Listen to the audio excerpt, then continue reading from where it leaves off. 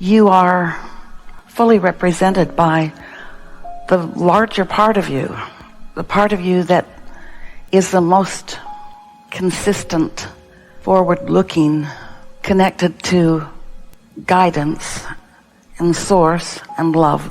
That part of you that never gets pinched off, no matter what's going on. That larger part of you is here, not to represent you, not even to support you, because that implies something that isn't true, but to sustain you. That's different than supporting you. To refresh you, that's different than supporting you. To focus on the aspects of your life that you have decided that you care about, because you're not so good at that, the physical part of you. You're an extension of source energy, but here in these physical bodies, you get distracted by what's in front of you, or by what's really loud, or by what a lot are talking about, or even one who is up close to you is talking about. And so you don't stay focused in your best interest all the time, but your inner being stays focused in your best interest all the time. That is the reason that you have emotions. Your emotions let you know how much you, physical you, is focused in your best interest in any moment in time. Because when you are, you feel stable and clear and secure and frisky and exhilarated and fun and happy and interested. Passion and love and all that stuff that you say and we know that you want to feel. That's what you feel like when you have practiced yourself into a momentum of that kind of focused stability. But you live in a world of such variety and such contrast, and so many demanding your attention, or at least asking for it, making big noises to get it. And because you are uplifters, you often think of yourself as problem solvers, and so you think of yourself as those who must ferret out the problems in order to solve them. And that's the biggest reason that you distract yourself from the vibrational frequency that is really who you are. You feel the worst when you are really trying to do the most. It's your efforting that gets you down, because in the effort, the more determined, the more decided that I am going to wrestle that to the ground and kill it, the more I am looking at something that I don't want. And in this universe that is based upon attraction, when you look at something unwanted, no matter how well-meaning you are, you flow your attention to that. That becomes your point of attraction, and you support the unwanted, not the wanted. And your negative emotion is your indicator that you're doing that, you're doing that, you're doing that, you're doing that, you're doing that. And when you catch yourself doing that, we don't want you to be mad at yourself. You're having a step one moment. You're having a clarifying moment. You're having a, I know what I don't want, what is it I do want moment. Just don't get stuck on the I know what I don't want. Just don't get stuck on beating the drum of what you don't want for so long that it is your vibrational habit. Because when you get stuck on mostly knowing what you don't want, the universe just gives you so much more evidence of it and makes you so much more sure, but you get so much more not capable of pivoting to what you do want. In other words, you can't be avalanching towards something and suddenly stop it unless you've got supersonic brakes that we have not yet seen the vehicle that has it. Not yet. Humans will probably figure that out. You'll figure out how to go crashing towards something unwanted and then put on the brakes. But your physical body will take a toll because even within the shell and the skin and the container that is you slosh around quite a bit. It's much better if you gradually decrease your speed toward unwanted, and as you gradually increase your speed toward wanted. But you're the only one that can do it.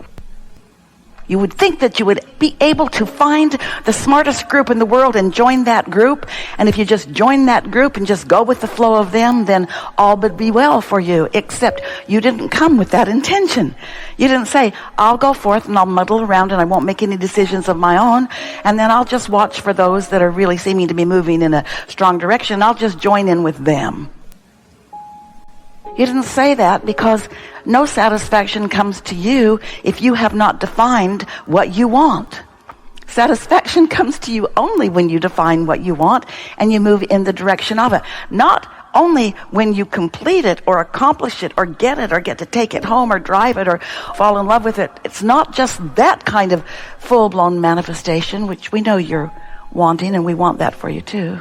It's every thought, every comment, every pondering, every wondering that you put in the direction of wanted is satisfying momentum until it reaches the place where you say things like, well, I'll know it when I see it. Or I'll know it. I can feel it. I can just feel it. Don't you find yourself saying that often? I saw that coming. I could have headed that one off, but I didn't. I felt that one coming, and nothing in this world was going to cause me to back off from that because I knew it, I wanted it, and sure enough, when it manifested, you said, ooh, way good. Good job. We always talk about the laws of the universe, and we always talk about how you can deliberately engage with them so that you work in concert and in harmony and in comfort with them. Like the law of gravity, you want to work in comfort with the law of gravity. So you hardly ever fall down or fall off of things or stand under things that are teetering. You mostly understand that gravity is consistent and you get it. And so, have any of you ever been to a how to live in the sphere or zone or field? How to live in the field of gravity. Was that 101? Does anybody have a master's degree in that? Or is it just so obvious? And we know, the scientists and the physicists, they've discovered how to put enough intention into the mix that they can have their way with gravity. They actually fly because they've discovered propulsion. They've discovered the energy of focus, and you can too. But we're not talking about the field of gravity with you. Oh, that matters too. We're talking about the field of attraction. We're talking about how what you give your attention to causes you to accomplish a point of attraction that is the reason that anything that comes to you, anything and everything that comes to you does. It's all by your attention, which is an invitation of that which you give your attention to. But what trips humans up is that you think that a subject is a subject, like the subject of money. I give my attention to money, so why don't I have more of it, is often what you are crying out with your powerful minds. I give my attention to money. I've been giving my attention to a lover. Where is my money and where is my lover? And does my lover have my money? And are they going to show up at the same time? In other words. So what we want you to come to realize is that as you give your attention to whatever it is, your point of attraction causes that which is like it to come. So it's not just the subject of money or the subject of lover. It's the subject of prosperity or absence of it. It's the subject of tangible, delicious lover or absence of it. It's the subject of wanted or absence of it. It's not just the subject. It's what is your vibrational outputting relative to the things that you really care about. And here's what happens to most humans.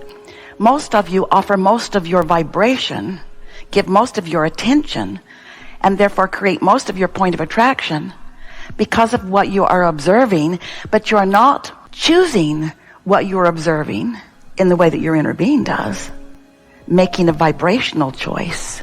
How does it feel choice?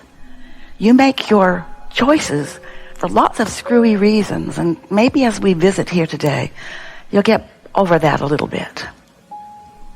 You begin to realize that the subject of, I want more money, damn it, does not put you in a place of attracting it, because the way you feel about it is so repulsive to the very thing that you want.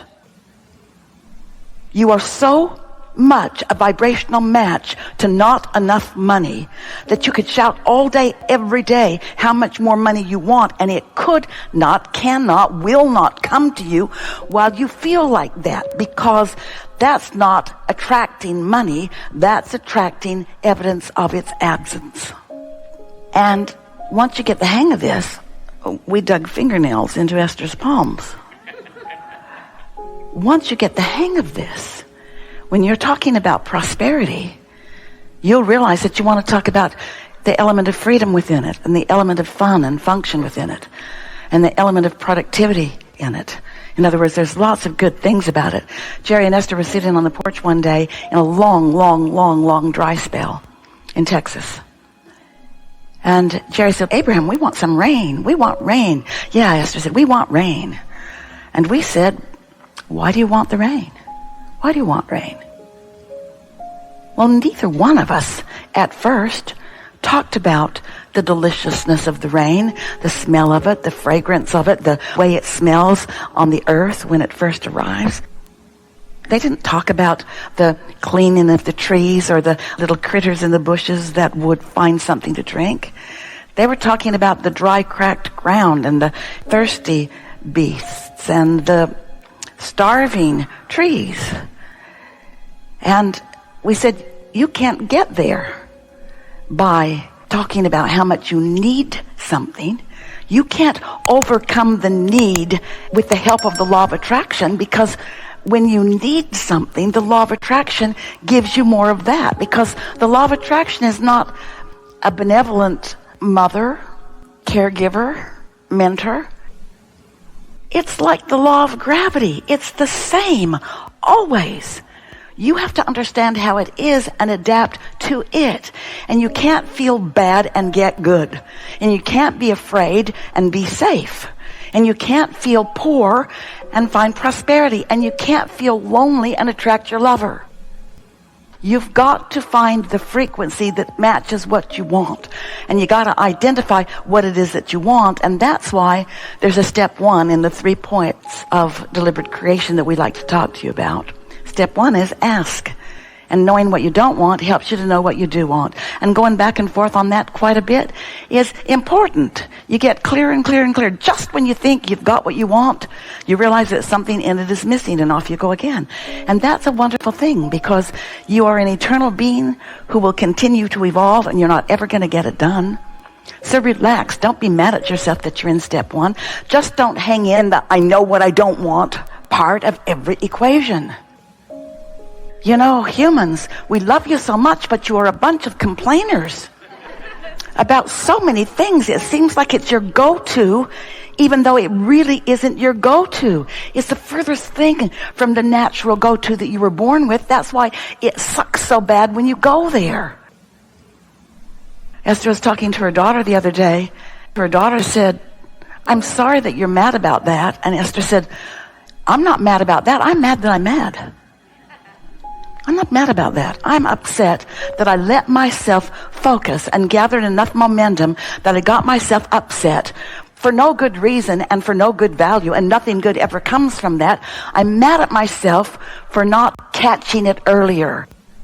And we say, don't even be mad at yourself for not catching it earlier, because soon enough you'll realize this feels way bad and I think I'll choose another thought. It's never too late for that. And so, now you know everything we know. It was very nice visiting with you. Hope you have a wonderful afternoon.